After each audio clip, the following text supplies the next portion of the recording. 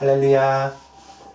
오늘 우리에게 주신 하나님의 말씀은 빌립보서 3장 7절에서 9절입니다.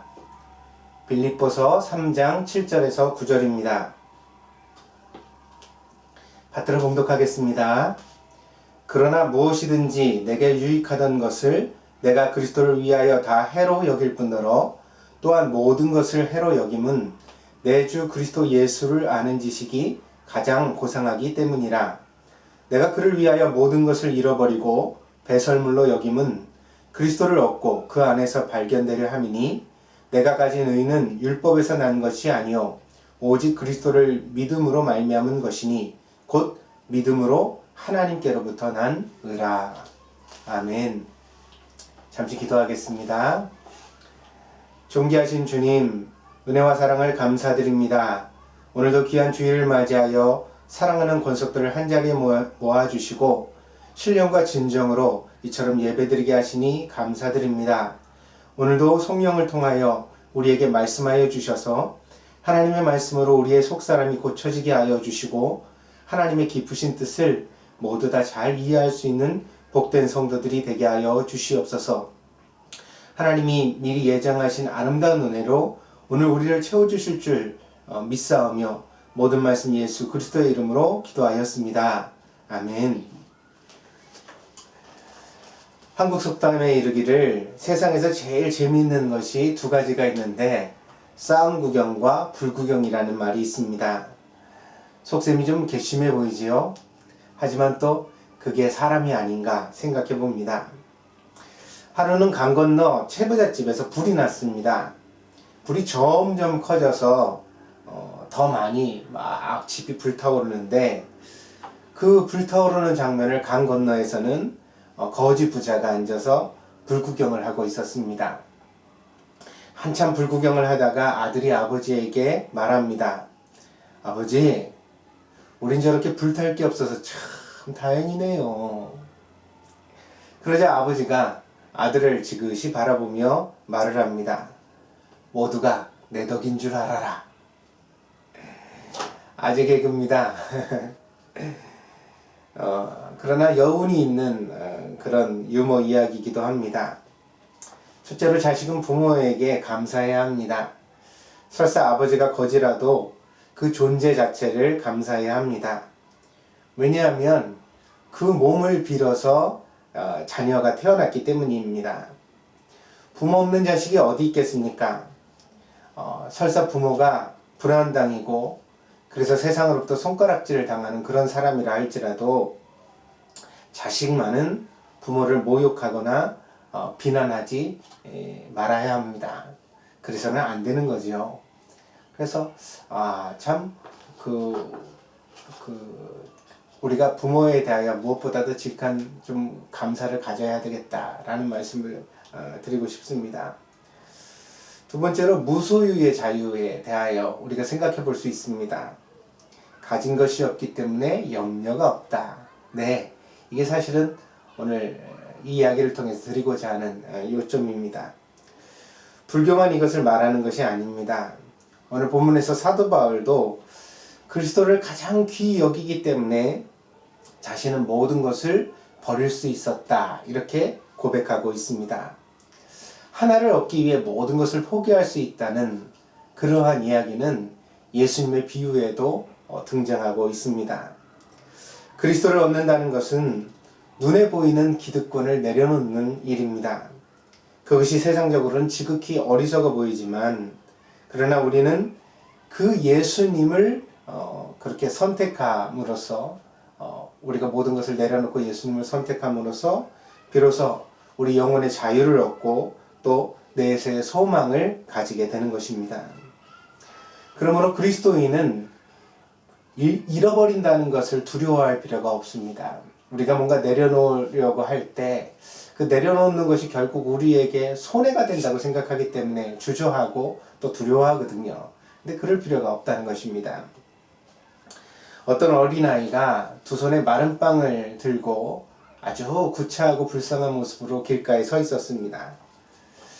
그런데 한 어른이 지나가다 보니까 그 아이가 너무 가여워 보입니다. 근데 마침 이 어른은 아주 유명한 제과점에서 빵을 사가지고 오는 길이었습니다.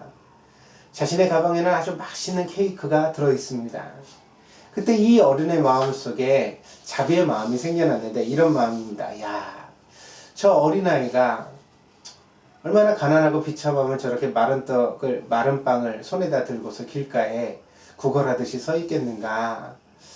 내가 저 아이에게 내가 먹으려고 했지만 이 맛있는 케이크를 좀 나눠줘야 되겠다. 이런 마음이 생겼을 때 제일 먼저 해야 되는 일이 무엇이겠습니까? 바로 그 아이의 손에 들린 마른 빵을 내려놓게 해야 합니다.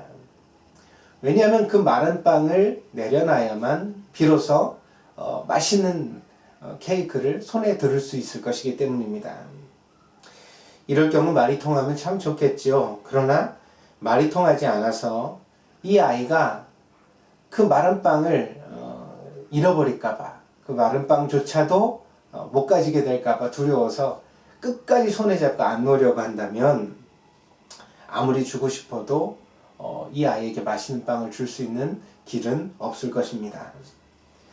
하나님과 우리의 관계도 마찬가지입니다. 사람은 유한합니다. 모든 사람에게는 자기다운 그릇이 있습니다. 그래서 모든 것을 다 가질 수 있는 사람은 세상에 없습니다. 더 좋은 것을 가지기 위해서는 덜 좋은 것을 포기하고 내려놓을 줄 알아야만 합니다. 그래서 하나님께서는 항상 우리에게 더 좋은 것을 주시기 전에 먼저 내려놓게 하시는 것입니다. 하나님께서 우리에게 무언가를 내려놓게 하실 때 그것을 고통이라고 말하는 것은 어리석은 일입니다. 그것은 고통이 아니라 축복입니다. 감사입니다. 우리를 사랑하시기 때문에 그렇게 하는 것입니다. 하나님께서는 우리보다 더 큰 지혜와 경륜으로 우리를 더 좋은 곳에 인도해 가시기를 원하시는 것입니다. 때문에 우리는 내려놓음, 비움, 포기, 순종과 같은 말의 의미를 절대적으로 불안해하며 바라볼 필요가 없습니다. 사실은 하나님께서 우리에게 이와 같은 것들을 요구하실 때에 그 뒤에는 보다 큰 축복과 아름다운 뜻이 숨어 있다는 사실을 우리는 알아야 하는 것입니다. 문제는 이런 하나님의 선한 의지가 우리에게 잘 믿어지지 않는다는 것입니다. 한마디로 우리에게는 믿음이 없습니다. 그것이 오늘 우리가 사도 바울과 같이 예수를 위하여 모든 것을 포기하고 내려놓지 못하는 이유입니다. 우리 안에 의심이 많을까요? 네, 그렇습니다. 그러나 보다 본질적으로 이렇게 보이지 않는 그리스도를 믿고 모든 것을 내려놓을 수 있는 이런 참된 믿음은 결코 이 세상의 것이 아니라는 사실을 알아야 합니다. 우리가 살아가는 세상은 얼마나 술수와 속임수가 많은지 모릅니다. 속담에 이르기를 믿는 도끼에 발등이 찍힌다 했습니다. 심지어 그 서울을 뭐라 그러죠? 동경 일본에도 그런 속담이 혹시 있는지 모르겠습니다만 서울은 눈 뜨고도 코 베어가는 곳이다 이렇게 말하잖아요. 세상에 믿을 것이 있습니까? 없습니다. 땅도 흔들립니다. 절대로 든든할 것 같지만 그러나 이 땅이 흔들리는 것을 우리가 많이 경험하지 않습니까? 하늘도 무너집니다. 부모가 자식을 버리기도 하고 자식이 부모를 때리고 학대하기도 합니다. 우리가 살아가는 세상에서 친구의 배신은 이미 흔한 일이고 많이 배우고 교양이 있어 보이는 사람들도 거짓말을 밥 먹듯이 하는 것을 우리가 알고 있습니다. 때문에 우리는 믿으면 안 된다고 생각합니다. 믿는 것은 바보다. 믿지 말아야 똑똑한 것이다.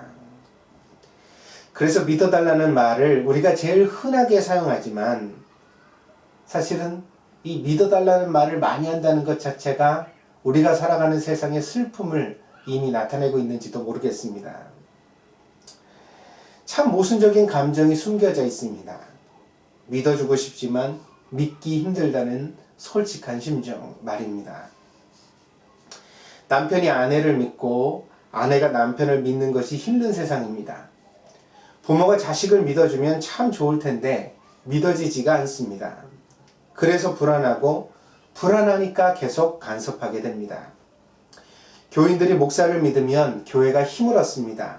그러나 실제로 자기가 다니는 교회의 목사를 믿는 교인들이 그리 많지 않습니다. 그런 사람들이 흔히 말하기를 교회는 사람 보고 다니는 곳이 아니라 하나님 바라보고 다니는 곳이다 라고 말합니다. 그러나 그런 분들에게 묻고 싶습니다. 보이는 목사도 믿어지지 않는데 하물며 보이지 않는 하나님을 믿겠다는 그 말이 과연 얼마나 힘을 가지고 있는 그런 말일까요?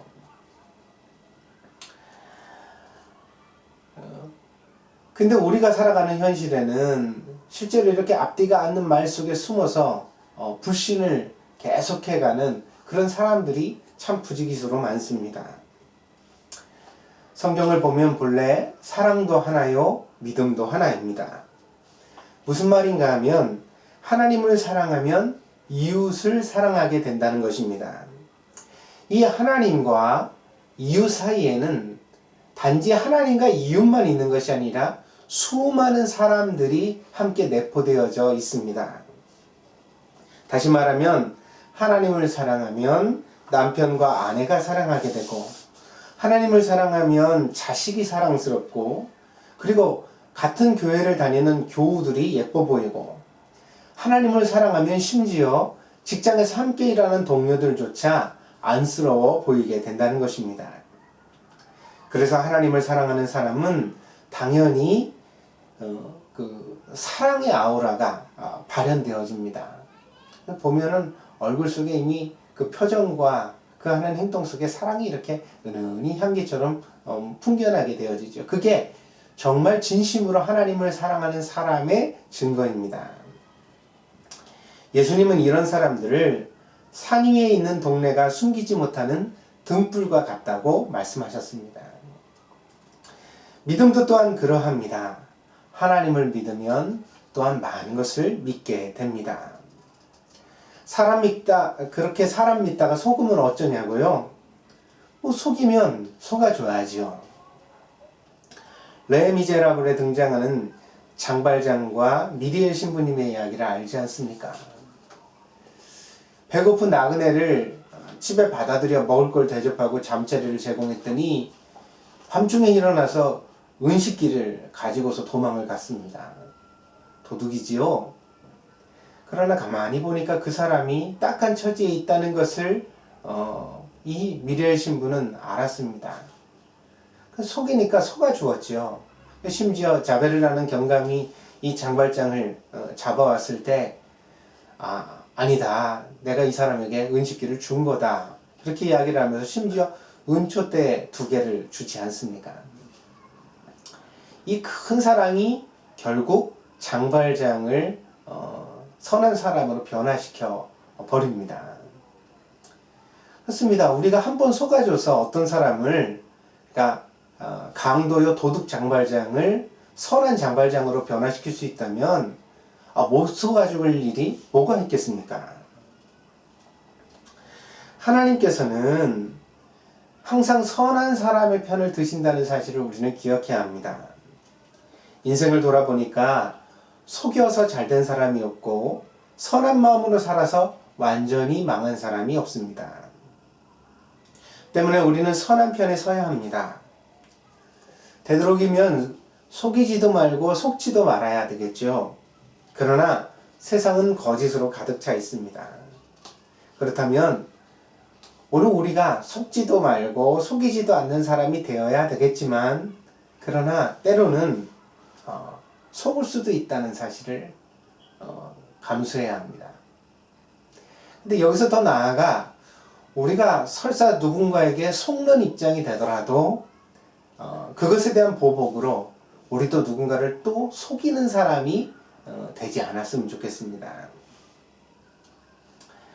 세상을 똑같이 본받아서 똑같이 복수하고 똑같이 거짓말을 하면 우리는 예수님의 제자가 될 수 없습니다.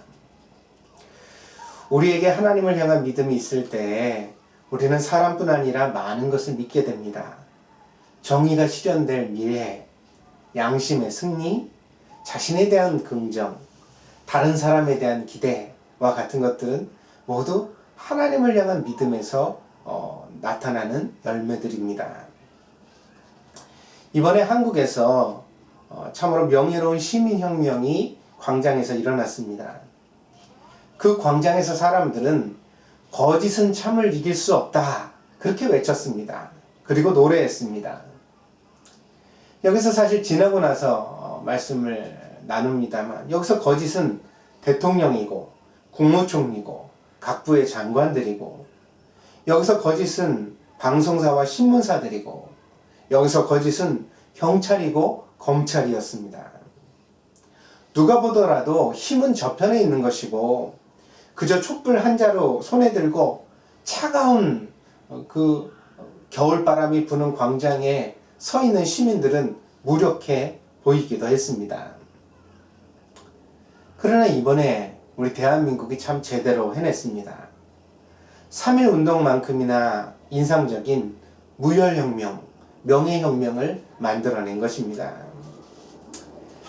이제 곧 이번 주에는 우리가 투표를 하게 되겠죠, 그죠? 그리고 그 다음 주 이제 5월 9일에는 한국에서 대통령 선거가 되어서 아마 5월 10일 새벽쯤에는 이제 대통령 당선자가 나오겠지요. 제발 이번에는 정말 정의로운 나라, 하나님의 뜻에 부합하는 대한민국이 되기를 간절히 바랍니다. 그래서 광장에서 시작되었던 이 거짓은 참을 이길 수 없다라는 이 정의의 외침이 옳게 실현되어지는 우리 조국 땅이 되었으면 좋겠습니다. 이 광장에 모였던 시민들이 모두 기독교인은 아니지만 그들의 마음속에 불타오른 정의가 불의를 이긴다는 확신과 기대는 하나님께서 사람에게 부여하신 근본적인 양심과 다르지 않습니다. 그래서 저는 감히 이러한 기대와 소망이 하나님께로부터 우리에게 온 것이다, 그렇게 말씀드리고 싶습니다. 우리가 하나님을 진정으로 믿는다면 그 어떤 상황에서도 절망하지 않을 것입니다. 설사 우리에게는 힘이 없고 거짓은 아주 광대하고 힘이 있는 것처럼 보여진다 하더라도 우리는 정의와 진실을 주장하는 것을 주저하지 않을 것이며 또한 두려워하지 않을 것입니다. 왜냐하면 우리에게는 하나님이 계시기 때문입니다. 하나님은 정직한 자의 편이십니다. 하나님은 정의의 수호자가 되십니다. 하나님은 진실하시며 성실하십니다. 무엇보다 하나님은 자비와 사랑의 하나님이 되십니다. 예수님을 통해 이 하나님의 실체를 경험한 사람은 누구라도 세상의 것들을 포기하는 것을 주저하지 않을 것입니다. 그래서 신앙생활은 포기를 선택하는 훈련입니다. 아무것도 포기하지 못하면서 예수님을 믿고 따르겠다고 말하는 것은 자신을 속이는 말에 불과할 것입니다. 사도 바울은 자신의 인생과 죽음을 통해서 그리스도를 아는 지식이 가장 고상하다는 것을 증명했습니다. 그는 실제로 그렇게 믿었고 그렇게 믿었기 때문에 그렇게 살았습니다. 그리고 그렇게 죽었습니다. 바울은 화려하고 편안한 길을 스스로 포기하고 박해와 고초의 길을 걸었습니다. 그리고 이름도 없이 빚도 없이 사형을 당했습니다. 그러나 바울의 인생은 2000년이 지난 오늘에도 오늘 우리에게 아름다운 등대가 되고 있습니다. 그가 만약 오늘 본문에 나오는 말씀과 같이 예수님을 위하여 당장 눈앞에 보이는 이익을 포기하지 못했다면 우리는 결코 오늘 그를 다시 만날 수 없었을 것입니다. 예수님께서 걸어가신 길은 십자가의 길입니다. 예수님께서는 부자가 천국에 들어가는 것을 낙타가 바늘구멍으로 들어가는 것과 같다고 말씀하셨습니다. 그 자체만으로도 참 신앙생활이 쉬운 것이 아니구나. 우리가 하나님 나라에 들어가기 위하여서는 날마다 스스로 정말 더 노력하고 정말 더 애를 써야 되겠구나, 그런 생각이 들기도 합니다. 그러나 신학자들의 연구에 따르면 고대 근동에는 실제로 바늘구멍이라고 불려지는 문이 있었다고 합니다. 침략자와 맹수들로부터 방어하기 위하여 도시의 성문들은 대체로 일몰과 함께 닫혔습니다. 그러나 늦게 도착하는 나그네도 있었습니다. 이들을 위하여 준비된 문이 바로 바늘구멍입니다. 이 문은 성인 남자 두 사람이 겨우 어깨를 마주하고 지나갈 정도의 작은 문이었다고 합니다. 때문에 사람은 쉽게 통과할 수 있었지만 거래를 위하여 물품을 가득 실은 낙타는 이 문으로 들어가는 것이 쉽지 않았습니다. 그래서 밤늦게 도시에 도착한 상인은 낙타를 끌고 성 안에 들어가기 위하여서는 먼저 낙타에게 있는 모든 짐을 내려놓고 그리고 맨몸으로 무릎을 꿇게 하여 아주 어렵게 이 문을 통과해 갔다고 합니다. 인상적이지 않습니까? 그렇게 애지중지하게 가져온 짐을 다 내려놓아야만 통과할 수 있는 문이 있었다는 사실 말입니다. 내려놓아야 합니다. 포기해야 합니다. 비워야만 합니다. 그것이 무엇인지 저는 알지 못합니다. 오늘 이 자리에 모여서 이 말씀을 듣고 있는 여러분 중에 각자에게 그런 것이 다 있겠지요.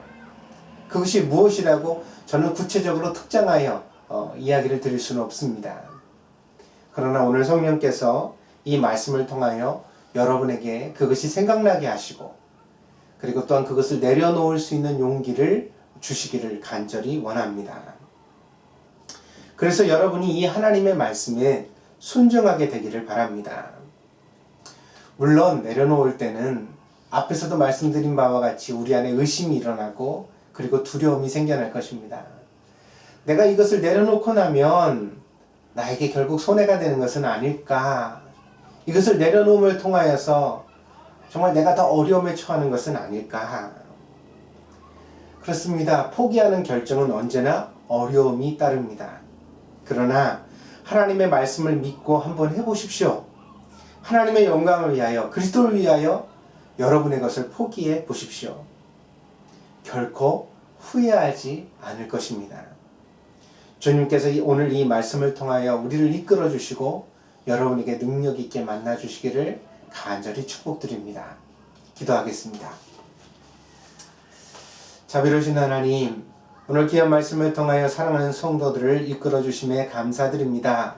사도 바울은 고린도 교회의 빌립보 교회의 성도들을 향하여 고백하기를 정말 내가 모든 것을 내려놓고 그리고 예수 그리스도를 가장 귀한 것으로 여겼다. 그렇게 말했습니다. 사랑하는 주님, 오늘 저희들도 이 믿음에 동참하기를 원합니다. 오늘 우리가 마땅히 내려놓아야만 하는 것이 무엇입니까? 하나님께서 우리에게 더 좋은 것, 더 선한 것을 주시기를 원하시는데 미처 우리가 내려놓지 못하여 방해가 되고 있는 것이 무엇입니까? 오늘 이 예배를 통하여 사랑하는 성도들이 깨닫게 하여 주시고 그리고 내려놓을 수 있는 용기, 신앙 안에서 가지게 하여 주시옵소서. 하나님의 귀한 말씀이 능력이 되어 우리 안에 임하게 하시기를 간절히 원하며 모든 말씀 예수님의 이름으로 기도하였습니다. 아멘. 감사드립니다.